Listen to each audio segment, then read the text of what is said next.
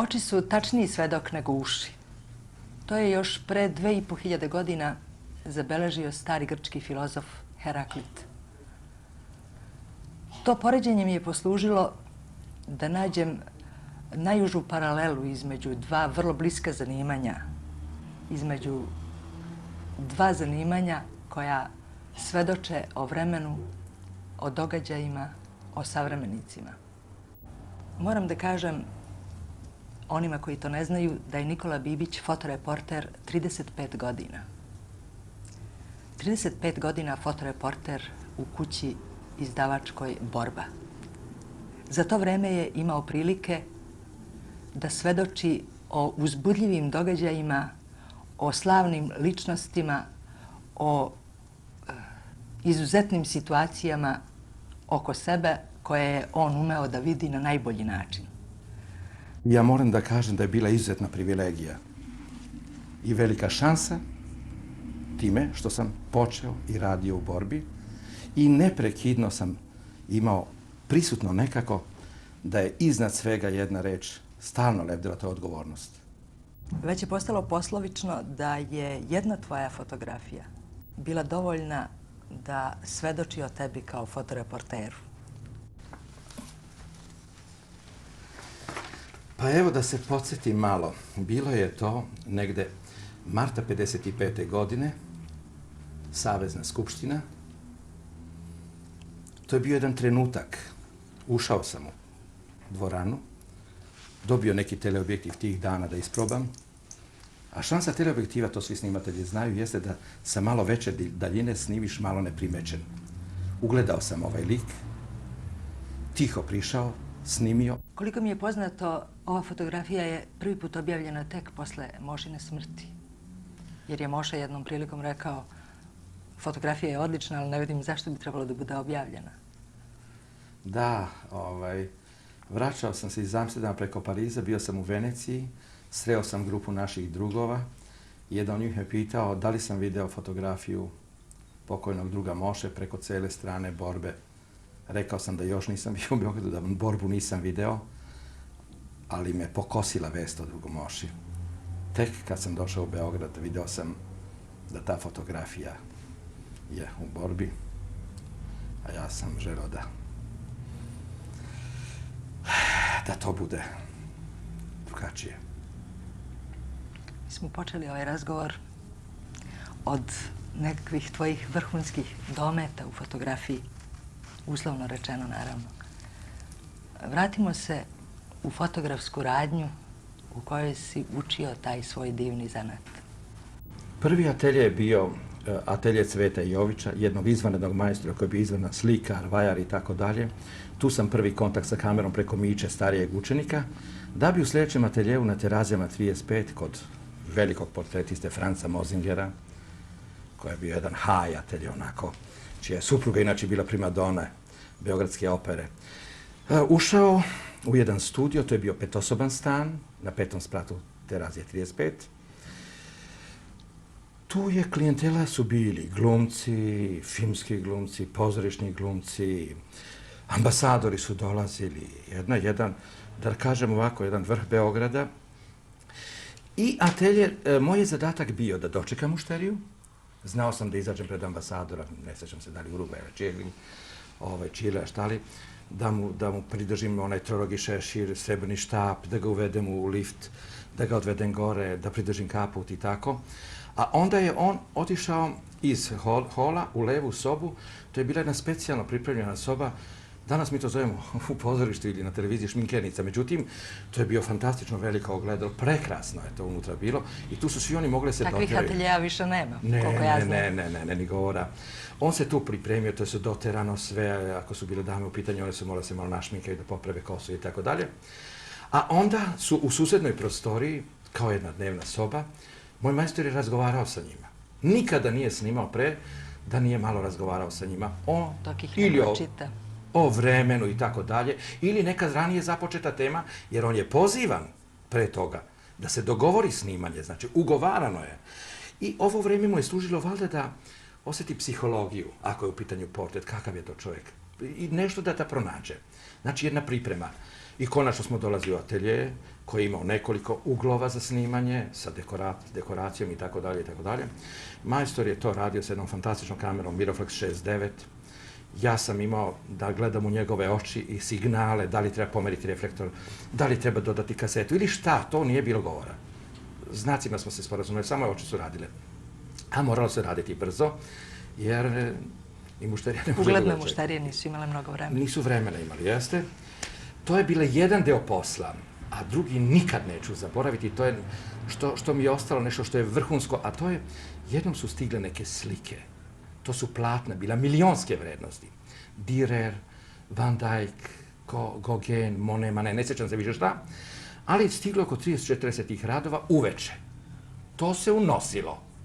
Majstor me zamolio, ako bih hteo da ostavim neko vreme da mu pomogne i tako dalje, indirektno shvatio sam da je to posao cele noći. Reprodukovali smo te radove.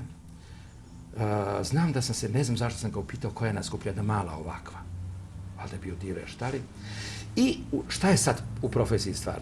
Kad on odmeri tonove na slici, onda stavi odgovarajući filter da apsorbuje najviše boja sa platna. Jer ako se te boje ne reprodukuju na fotografiji, a obično u crno-belom ne ide kad se obično snimi, nego tek kad se dobiju filteri, onda se dobija maksimum tih boja, znači dobija se što vernija reprodukcija. Kasnije smo to u laboratoriju razvijali i tako dalje, do zore su pravljene čak i kontakt kopije i tako dalje. Umoran, odšao sam kuće spavam i dugo ostalo mi je u glavi veliko majstorstvo moj majstora. Mislim da je svetlo, osvetljenje, bilo 50% posla. To je takozvano brišuće svetlo, da ono što je povukao taj Van Dyck ili Dürer, to se moralo vidjeti. U nijansama vidjeti.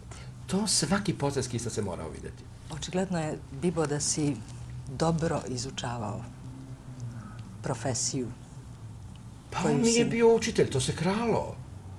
Ja sam gledao, ja sam kupovao. Ja sam morao, ja sam od Jovića shvatio šta znači plastika, shvatio sam šta znači atelje sa 6 reflektora. Na jednoj glavi 6 reflektora. To je Jović radio. A ovo je bio spektakl, ovo je bio vatromet fotografisanja. Čuj, da se ipak vratimo, ti si učio zanat fotografa.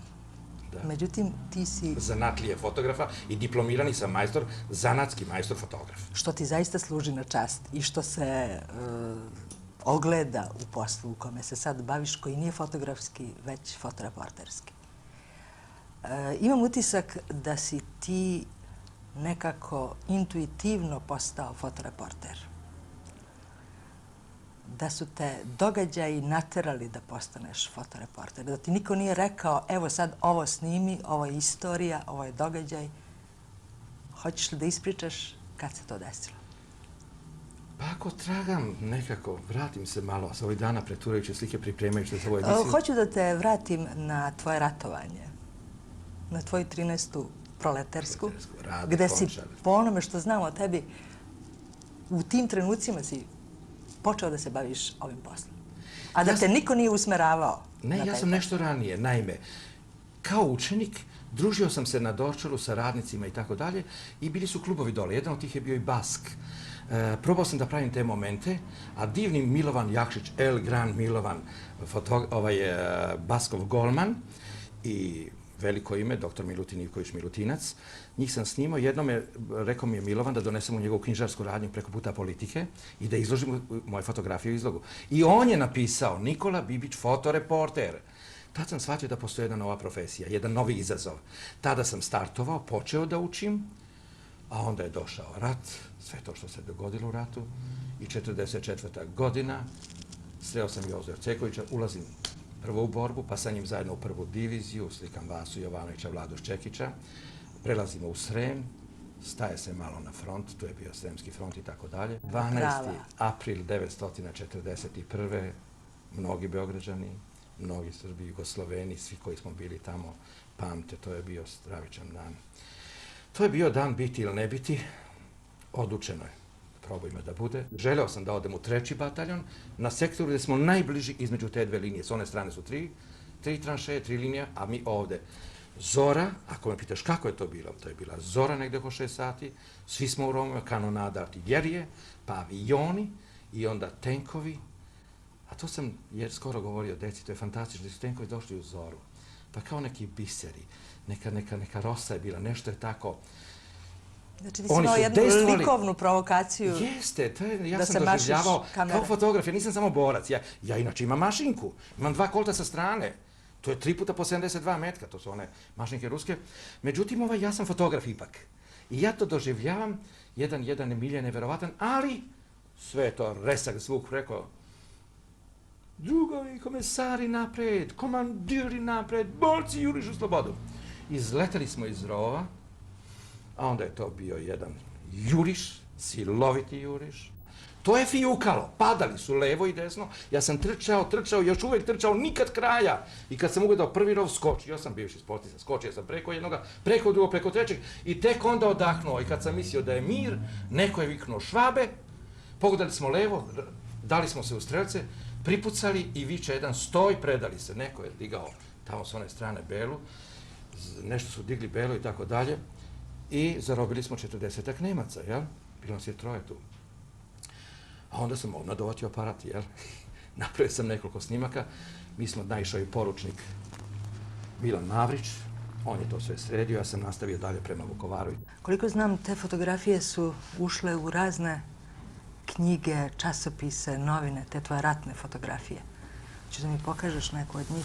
Da, upravo imamo, evo ovdje je knjiga 13. proletarska, da kažem samo jednu rečenicu da projuriši taj front, Vukovar, Pleternice i tako, stigao sam u Zagreb, snimao čak povratak proletera u Žumberak, padnem u bolnicu, jedinica ode za Trst i posle rata saznam da su bez mene štampali knjigu 13. proletarska. Evo, to je knjiga 13. proletarska. Bibo, zamolila sam te da izabereš 10 fotografija od hiljada i hiljada koji se nalaze u arhivima borbe, da izabereš 10 ključnih fotografija. 10 fotografija na koje si ti ponosan i koje su svaka za sebe priča. Evo ovako, malo je sad sve to skupa nesređeno, moram da ih nađem, sekundu jednu. Jao, ovdje je malo, ovdje je to malo sve sada rastrzano. Moment, znam da je bio jedan kovrat o tim fotografijama. A, evo, mislim da su ovo. Možda smo pokazali, jel? Da. Evo ga ovdje Livac, Arif Heralić. Sad, koliko ja znam, to je fotografija koja je imala najveći tiraž od svih tvojih fotografija.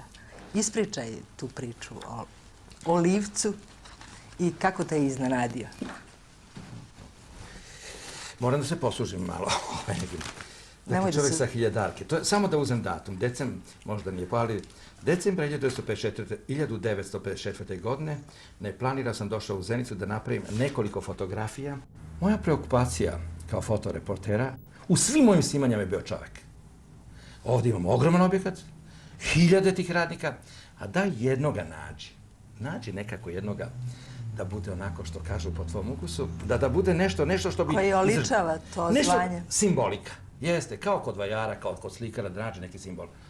I molim te, ono što ja tražim samo se namestilo, a to je u profesiji vrlo interesantno, nikako samo spontano dođe. U masi od 20-30 radnika, on je taj glavni. To su prekrasni zubi, sad ne radi, podigao je te svoje naočare gore, ugledao sam i uplašio sam se da mi ne pobegne i tako dalje. Zamolio sam da stalno da je slikam. To je bio trenutak, snimio sam. I u novinama jedan stubac, ako se ne varam. Da, kad sam se vratio, napravio sam seriju 10-15 slika, ušla je ta glavna napred i unutra samo jedna mala slikica na jedan stubac. To je priča bila, u toj reportaži ta priča. I posle što se dogodilo? A onda, za 1. maj, negde uoči, plata se primala na blagajni kod Čika Ljube, znaš našeg Čika Ljubu, na blagajni dole, daje meni Ljubav broj, 1, 2, 3, 4, 35 novčanica i pogledam, moja slika, Livac sa hiljadarke. I kažem Čika Ljuba, pa to je moja slika.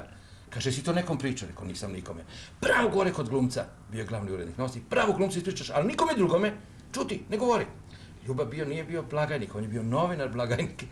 Odem ispričan drugog glumcu, tu je bio Aca Đukanović, mladi saradnik, tada danas dopisnik iz Pariza. I glumac ispoji, pa i svoje tašne izvadi para damu za put, idi i nađi čoveka. Na nesreću, ja sam tada brzo na laboratoriju napravio onih 5-6 slika da ga može lakše da naći. I napišem Sahib Talam, u što me proklao novinar, Aca. Pogrešno On je išao u jedno selo da nađe Sahib Batalama. Jes bolan, veli, ja jesam Sahib Batalama, ali to ti je bolan Arif. Arif je preko brda. I Aca natrag ponovo preko brda nađe ovoga, napravi divnu priču o njemu, čovjek sa hiljadarke, a naslovna strana bila je preko cele strane nasmejani radnik i pisalo čovjek sa hiljadarke čestita čitaocima našega lista. 1. maj. Eto, to je priča o hiljadarke, o čoveku za novine. To je za novine. To nije prvi put da se tvoja fotografija koristi za nešto drugo. Ja ću da počnem od Duda Timotijevića, od plakete Duda Timotijević, za koju nam je poslužila, odnosno Nebojši Mitriću, poslužila fotografija koju si ti napravio. Odnosno čitava serija fotografija koje je on uspešno, mislim da mu je to najuspešnija plaketa, uspešno preneo lik Dudin na tu plaketu koju dodeljujemo svake godine. Jerka, ja sam to malo presložio lepo, pa svaka tema bila jedna do druge. Ali evo, ovi s televizije, daj mi ovdje slike, ja zlikamo. I sad dok ja nađem Dudu, a on je tu negde među ovim fotosima, naći ćemo i Dudu Timotijevića, samo sekundu. Jerno, molim vas. Ne, nije, sad su fotografije pomešane i gde je Duda? Ima i tu slika, možda je među ovima, pardon, možda je među ovima Duda. Evo ga. Ima Duda, ali tu je Dostojanović Sip, o njemu ćemo posle.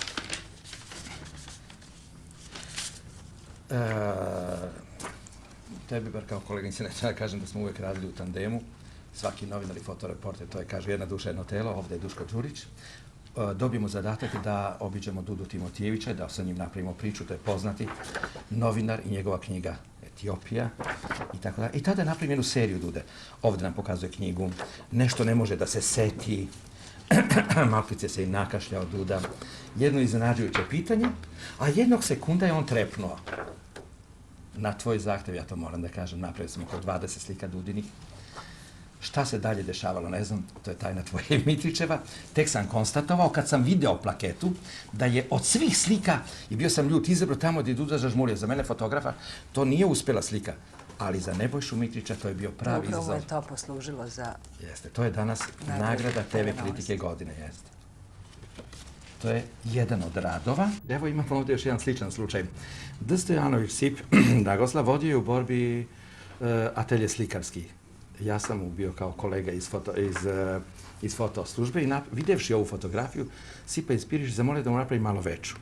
Pitao sam ga šta će mu, a on je onda za našu izložbu Jugoslovenska novinska fotografija dao svoj prilog i napravio jedan fantastičan plakat. Kažu da je te godine to bio jedan od najlepših plakata, jer bila je izložba plakata. Fotografija kao podloga jednom vrsnom majstoru kao što je Dostojanović Sip. Ovo ovdje su toliko o tome. Eto, to je napravio. Govorili smo o tome koliko puta su tvoje fotografije poslužile nekom umetniku, recimo. Još 2 puta je bilo.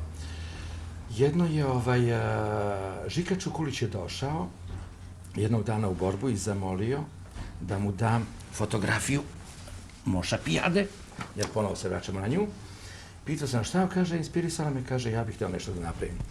Nisam znao o čemu se radilo, napravio sam veliku fotografiju, predao mu, a onda jednog dana ugledao film, ne sjećam se više da li je to bila Pula ili negdje sam video film, više ne znam gde. Film se zvao Moša Pijade, pravi čovjek svoga vremena i znam da je Žika Čukulić za to delo dobio Oktobarsku nagradu grada Beograda. A po fotografiji Livac sa Hiljadarke, Vojdrag Bečić je došao, zatekao me ovdje u krevetu, ja sam se polomio tada, ležao sam već 3 mjeseca i zamolio da li se slažem da mu dam jednu fotografiju, eventualno još malo slika da vidi da me negdje snimi. I napravio je film, u to vreme strašno kontroverzni film, Devalvacija jednog osmeha. Nismo rekli da je za Hiljadarku tvoju fotografiju odabrao Đorđe Andrejević Kun. Da, javili su mi se jednog dana, rekli da dođem da potpišem neki ugovor i tako dalje i šta ja tražim, nekakav honor, nešto. Rekao, ja ne tražim ništa, ja čak i ne znam, rekao, nikakve veze nemam sa tim što je otišlo tamo. Onda su mi rekli tamo u zavodu da su drug Kun i Moša Pijada i Kun da su odabrali ovu fotografiju, u 100 slika su našli nju, pa su se opredelili za nju. Da pođemo na jedan od najdramatičnijih događaja koje si ti zaustavio za večnost svojom fotokamerom. Uvek sve što pričam slikama. Tog dana sam došao u redakciju, negdje valjda oko 9 sati i sav sam blistao. Sašio sam novo letnje odelo. Jedno fino, tanko letnje odelo. Zadatak je bio da u Sivu snimim druga Petra Stambolića, neki prijem je bio. Kako sam ušao, nisam išao u fotodelje, nego sam prvo svratio u borbin deo. Fotodelje je bilo nešto iznad. I zatekao sam u nezverene drugove. Jovaka Sotač je bila, tako reći, u spavačici. Obren Milišević u pižami. Ostali nešto, šta se događa? Gde si krenuo, pita me Jovanka. Rekao, imam snimanje u Sivu. Kakvo snimanje? Mani, Siv, mani, sve sada. Jesi čuo za Skoplje? Šta Skoplje? Kako Skoplje? Kaže, Skoplje sravnilo sa zemljom, niko nije živ. E sad, ima jedno pravilo novinarsko kojeg sam se ja držao, mislim da i ti znaš to poznato pravilo. Kada je velika gužva, kad je neka velika brzina, osnovna je stvar jednog sekunda zaustaviti se. I ja sam 10 sekundi mislio, ništa nisam govorio. I obratio sam se Obrenu, on je vodio, šef je bio spoljne političke rubrike, urednik. Rekao sam, Obrene, mogu li da uzem 2 stvari? Fotografiju i šofere. Znači prebacivanje i snimanje. Kaže, odlično, Juri. Na telefon, stvorili smo na brzinu tim, šoferi su za 15 minuta bili spremni i spremili smo 2 Mercedesa. Moj kolega Negotinac je hteo sa mnom u kola, rekao, ne, ti ideš u ona kola, zašto? Ideš u ona kola, ali zašto? Možda jedna neće stići. Stigli smo u Skoplje i mogu da kažem samo to, da sam onu poznatu sliku one devojčice, nije mi sada ovdje, nego ću toko snimat ćemo je naći, otac i dete, snimio de facto u Kumanovu. Vidim dete svod prašine, grčeviti otac stegao je, tu je život, nastavlja se kroz to dete. To je bila prva slika, a onda sam uletao u Skopje. To se nije vidjelo ništa, bila je prašina stravična i tako dalje. Snimao sam i prvo što se moralo vidjeti, kako doturiti materijal redakciji. Na sreću i tamo je bio jedan briljantni momak sa televizije, zvao se Mo Marsić, to je bio producent, kako se to zove, organizator, ne znam. Tu je funkcionalno se kao sad. Filmove smo predavali, oni su išli stalno, u etapama išli i tako dalje. Snimao sam toga dana sve do 19 časova, a onda smo saznali da je u Hotel Makedoniji, inače moj dobar prijatelj, portir, mislim da se Mane zvao, da Mane odozdo doziva. I svi smo stali tu, ja da slikam, vojnici su imali neki akumulator, osvetljavali dole da ga spasu, lekarska ekipa bila tu. Kraj mene, mislim da je bio Ivo Eterović, Braca Kolar i još neko, ne sjećam se više ko. Čekali smo, u taj moment je zadrhtalo. Bilo je, mislim, 7:10 jer mi je sat stao tada, 19 uveče, 19:10 minuta. I kako je zadrhtalo, a iznad naše glave su bile traverze, sve stepenice koje su samo visile na malim šipkama, na onim armaturi. I kako je to zadrhtalo, počeo pada odozgo, ja sam preko onih vojnika proleteo u magnovenju, sam preskočio, jedno 3 metra sam se bacio kroz vazduh, za neko drvo sam se uvatio, aparate, sve je to letelo. I kroz hodnik zajedno iza Brace Kolara na trg, odelo je bilo u param parča. Snimali smo tih dana sa gazom na ustima, neprekidno slali filmove. I išli su dani, trajali su jedan dan, drugi dan, treći dan. I odjednom svi smo se novinari koncentrisali, i mi i strane, bilo ih je puno. Ko će biti ta posljednja osoba? Ko je taj, posle koga se kaže nema više ništa, kraj je. I neko je, gde su mi naočare? Neko mi je tu su valjda negde naočare, a evo su mi, pale su mi tu negde, evo su. Izvini, molim te za moment. Neko je javio, Bibo, trči, druga ulica levo, izgleda da je neko živ. Dojurio sam, namestio ekspoziciju, blendu, sve šta treba i čučno. I video dramu kakva se ne ponavlja nikada u životu. Jedna majka išla je kao tigrica iznad i vikala moje dete, moje lenče. A saznali smo da je muž poginuo tu negde, je on u ruševini, sina koji je već kome noga bila amputira, štali, otišli, odneli su ga, ali je ostala mala čerkica, valjda 10 godina. Čujem, zove se Lenče. Odmah zapišem Lenče, zapišem ulicu i broj, čeka se još uvek. I dok ona nad tim strašnom ruševinom, traga i jednog sekunda učini mi se da je to karakterističan potez. Snimim i ona pokazuje, tamo je moje dete, odande dolazi zvuk. I nije sanjala da tačno ispod ove mrežice se nalazi njena čerka. Šta se događa? Jedan oficir je osušnuo i rekao da probamo ovde, da kopamo, da raščišćavamo. Nije mogao da priđe od rešetke, tražio je onaj bonsek metalno i počeo da kopa, a od ozda viče, Čičko, Čičko, malo levo. To je bio dečiji glas, shvatili smo da je živa, čak je ona pomagala kako se kopa i da se to otkriva lagano i deo po deo počelo je da se pomalja jedan mladi čovjek je izrazio iz nečega što je bilo ništa. Nikola, da se opet vratimo tvojoj glavnoj ljubavi,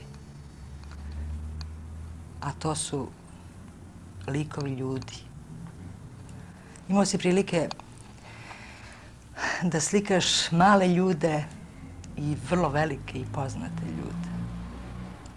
I tražio si ono što njih najbolje karakteriše. Pokaži nam nekoliko fotosa. Kada sam dobio, posle više od 30 godina novinarskog rada, zadatak da jednom odem kod Branka Čopića u stan, to je bilo prvi put dolazim čovjeku u stan. Evo kod danas televizija ovde, vidi, ovde i sad pokret je. I pustim Čopića. Observiram ga da vidim šta je to i tako. Gde radite? Pitam ga gde radite za ovim stolom. I prvi snimak je bio da mi kaže šta je on to napravio. Evo jedna fotografija, on priča. A šta bi on izdvojio? Međutim, tražio sam mu detalje, šta je nešto od njemu karakteristično. Tada mi je rekao da je ovo jedna zaplenjena mapa nekog nemačkog oficira i što je lepo, sve svoje posleratne knjige i Bastu, Sležove boje i one, ne znam kako se zove one njegove tamo, 5-6 knjiga je napisao na toj mapi. To mu je neki talisman, šta li. Eto, to je jedan mali detalj Branka Čopića. Ovdje ti je interesantno, bio je pen klub na Bledu i snimio sam u jednom sudačnom susretu Andrića, Pabla Nerudu, a ovdje se našao i Božidar Jakac, to je onaj briljantni slikar, jel? Pablo Neruda, to je još jedna.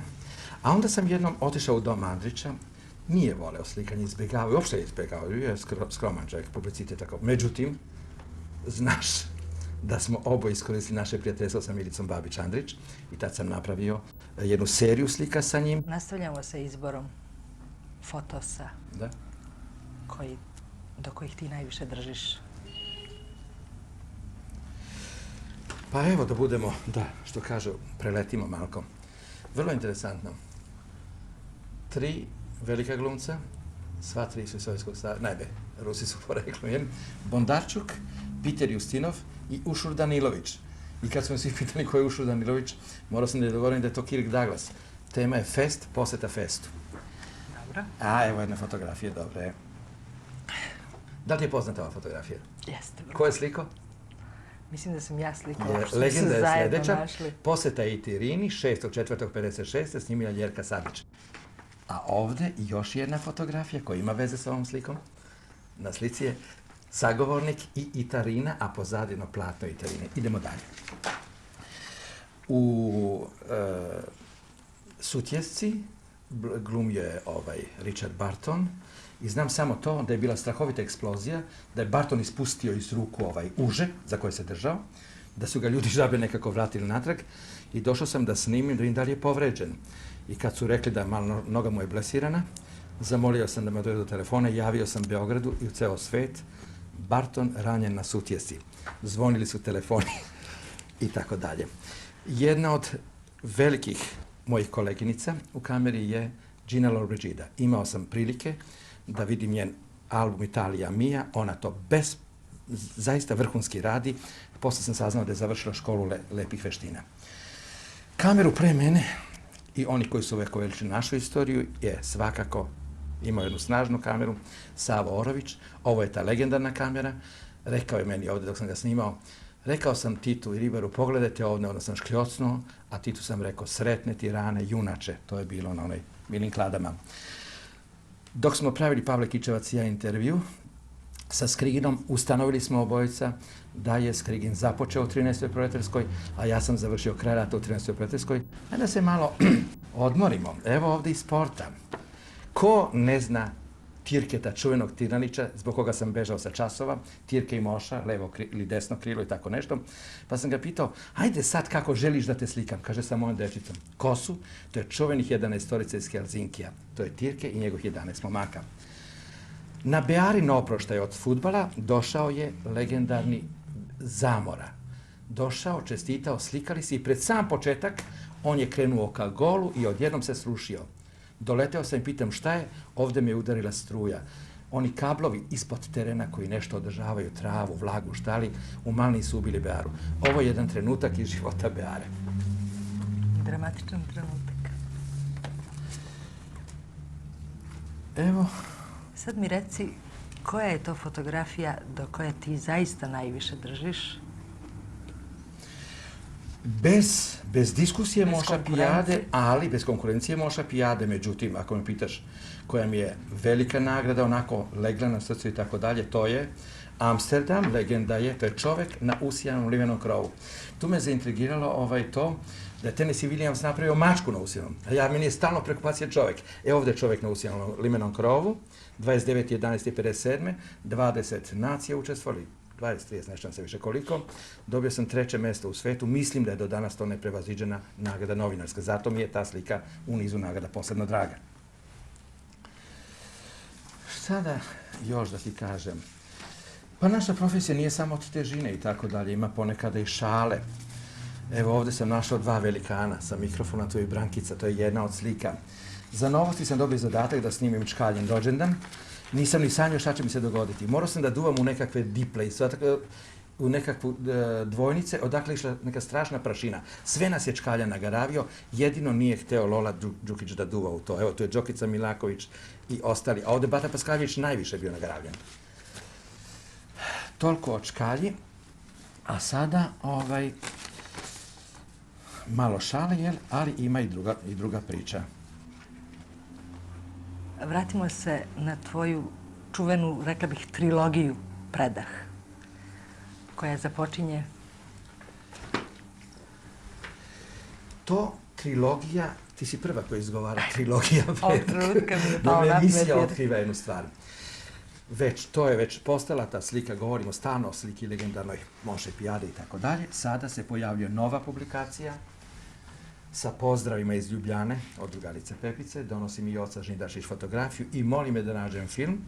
Našao sam film i molim vas, ovoga trenutka ja konstatujem da je maltene na istom mestu Kardelj, dok Moša ima naočare gore, Kardelj ih je stavio na klupu ovdje, na skupštinsku klupu, to je 2 predaha. Molim vas, ne sanjam da u knjizi posle borbine izložbe s Titom o Titu pravio Radule Vasić sa plenčnom knjigu, Tito u očima sveta. Odjednom smo pronašli da tu ima još jedan, verovali ne, nadam se da će kamera to moći da zabeleži. Ovdje piše lepo Predah, kratak odmor u blizini Miholjske reke. Znači, odjednom se pojavila trilogija 3 predaha. Da dodam samo to, da posle ovoga snimka, evo originalne fotografije, da je predsjednik Tito veoma se interesujući kako da li mi je naporan posao i tako dalje, ustao, uzeo kameru i on nas slikao. Tako da svim novinarima sa tog puta po Srbiji ostalo to kao najdraža uspomena. Ti si imao sreću da dugo godina pratiš predsjednika Tita na njegovim brojnim putovanjima i na njegovim brojnim aktivnostima. Pokaži nam nekoliko fotosa. Pa evo da budem kratak. Prva fotografija, predsjednik Tito. To je moj prvi snimak predsjednika Tita, bio sam u borbi tek početnik. Legenda je 6.3. 1946. Predsjednik Tito se sreo sa Kumrovčanima na Avali. Prva slika. Između mnogih drugih izdvojio bi ovu. To je posjeta posle 10 godina Drvaru. Drvar. Tito je došao gore pred pećinu i tako dalje, napravio sam jednu seriju slika tamo. 2. Kada je došla sovjetska delegacija, prvi put posle rata kod nas i tako dalje, posle svega onoga što se dogodilo, odnosno, tad sam prvo ugledao predsjednika u automobilu, ja sam bio u susednim kolima i u magnovenju sam snimio to. I on i ja smo u pokretu. A onda, do mene je bio američki reporter Jimmy Pringle. probao je da opali prvi snimak, nije išao, pa je menjao sjelicu, blic. A ja sam napravio 2-3 snimka u vožnji i to je iza nas sve u pokretu. I kad mu je drugi put opalilo, digao je i kameru i sve viknuo, $1,000! I ti predsjednik se okrenuo svojim gostima i rekao, kapitalistički reporter, $1,000, jedna slika. A evo još jedne male serice, o čemu se radi. Pozvani smo, grupa reportera je pozvana u Igalo, da napravimo portret predsjedniku Titu. Među ostalima bio sam i ja, međutim spremio sam se pa sam poneo nekoliko fotografija da mu poklonim. To je bilo za njegov izbor u Skupštini, pokazao sam mu ove fotografije, poređao ispred njega, on ih je gledao i jednog sekunda iskoristio sam priliku, pa prilikom ranijeg susreta slikao se sa reporterima, tada mi je zapisao, tako da mi je to jedna draga uspomena. A rezultat tada te posete, jedna od fotografije i ovaj mislim da je lepi portret. Dobio sam komentar odande da je to spada u jedno od tih profila. I još samo na kraju da dodam jednu stvar, bila je godišnjica Ježa, Sabahali Hodžić i ja, postavljamo moje karikature, ja sam bio valjda prvi posle rata koji je napravio te fotokarikature i predsjednik Tito se jako interesirao kojim putem sam to postigao. Evo su karikature koje on gleda, Čika Pijer je ovde, evo Čirića i ostalih naših karikaturista. Sad si me podsjetio na to, ti se u stvari već dugo ne baviš tom fotokarikaturom, što je šteta. Odgovor je razgovor sa jednim novinarom, prečutimo mu ime. Rekao je, pa dobro, ne čini se tebi malo da ti tu ljude ponižavaš u portretu i deformišeš i tako dalje i tako dalje. Pa zar to ne rade i karikaturisti? Jedan poznati novinar, tvorac Pule i tako dalje, tražio mi je karikature, drugi novinar mi je objasnio da to nije. Čim je bilo kolebanja, stao sam, zaustavio sam se, mislio sam da sam možda povredio čoveka. To je crna strana, da tako kažemo, tvog poziva i našeg poziva. Da. Šta se sve događa fotoreporteru? U ponoć sekretar se izvinjava što mene poziva, jer moje kolege neke nisu podali slušalicu. Boško Stanišić insistira ako mogu da skočim pod avalon, trostruki sudar, puno mrtvih i tako dalje. Za pola sata sam bio gore na navali, snimao sam i posle 5 minuta sam poleteo niz jednu liticu, 15 metara je bilo dole. Rezultat? Rezultat polomljena noga, godinu dana lečenja, ali nisam sam. Evo ovde i Slobodana Petrovića, moj kolega iz Novosti. Koji je na moje oči slomio nogu. Kako? Kad smo sačekivali Rubinštajna. I on je bio više od skoro godinu dana. Stevan Kragujević snima predsjednika u Peći, mislim da je godina 63. ili tako, neka zaboravio sam. U tom žaru, da mu kamera ne padne, stegne, kliznuo je, polomio i pao je, polomio je nogu levu na 2 dela i rame skroz. A evo jedna od sreća u nesreći. Ovo je čuvena Dragoslava, sekretarica mnogih direktora borbe, legendarna. Izvadila mi je kartu, morao sam slikam predsjednika Tito u Zagrebu, otvara sajam, izvadila mi kartu preko kurira posla za voz. I izvadio mi kartu za avion. Bio sam u laboratoriju u Mantilu, stavio sam ovde kartu. Posle 2 sata telefoniram, da napraviš još neke slike da nosiš Dugu Sarajčiću u Zagreb. Pa rekao, kad ću da spavam i tako dalje. Onda mi je zamenila to za voznu, avionsku kartu za voznu, spavao sam do Zagreba, a ujutro je telefon zvonio, ja sam bio u redakciji zagrebačkoj. Ko je na telefonu ovde biba? Pa zar ti nisi u avionu? Pitala me Jovanka Soldatić. Rekao, ne, u kom avionu?